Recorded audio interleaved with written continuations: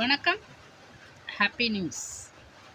நாளைக்கு விஜய் சிஎம்மா பதவியேற்க போகிறாரு. மக்கள் தீர்ப்பே மகேஷன் தீர்ப்பு அப்படின்னு ஒரு சொல் கேள்விப்பட்டிருக்கோம். அது ஒன்றும் கிடையாது. மகேஷன் தான் முன்னாடியே தீர்ப்பு எழுதிடுவாங்க. அது மக்கள் த்ரூவாக நமக்கு வந்து சேரும்.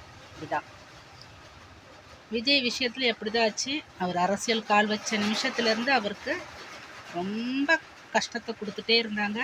பாவம், கரூரில் 41 உயிர் இதுக்கு வேண்டி பழி வாங்கினாங்க. அதெல்லாம் ரொம்ப ஒரு நியாயமற்ற செயல். அவ்வளோ கஷ்டத்தை கொடுத்து என்னெல்லாம் கஷ்டப்படுத்த முடியுமோ அவ்வளவும் கஷ்டப்பட்டு கொடுத்து அவர் கண்டிப்பாக 120 சீட்டு கூட்டணி இல்லாமல் வந்திருக்கலாம்.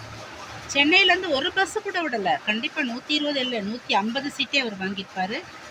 சென்னையிலேருந்து 50% ஆளுக வர முடியாமல் தடுத்து பார்த்தாங்க.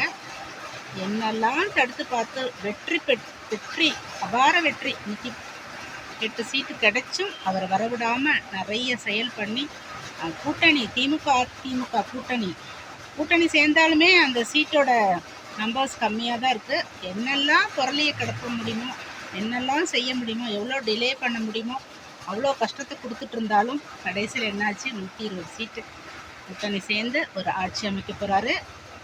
அதனால் என்ன செஞ்சாலும் மேன் ப்ரப்போஸ் காட் டிஸ்போஸ் அப்படி சொல்லுவாங்க. விஜய் தான் வரணும்னு தீர்ப்பு எழுதிட்டாரு மகேஷன். அதுதான் மக்கள் தீர்ப்பு. மகேஷன் தீர்ப்பு கிடையாது. மகேஷன் தீர்ப்பு தான் மக்கள் தீர்ப்பாக இருக்குது. விஜய் நல்லபடியாக சிஎம் போஸ்ட்டு பதவியேற்று நல்லபடியாக ஆட்சி நடத்துறதுக்கு என்னோட வாழ்த்துக்கள். நாங்கள் கேரளாவில் இருந்தாலும் தமிழ்நாட்டு அரசியல் தான் ரொம்ப உன்னிப்பாக கவனிச்சிட்ருக்குறோம். விஜய்க்கும் இது ஒரு பாடம். நரிகள் நிறைய இருக்கிறாங்க, நிறைய ஆபத்து வரலாம். என்னதான் இருந்தாலும் அவர் அரசியலுக்கு புதுசு தான்.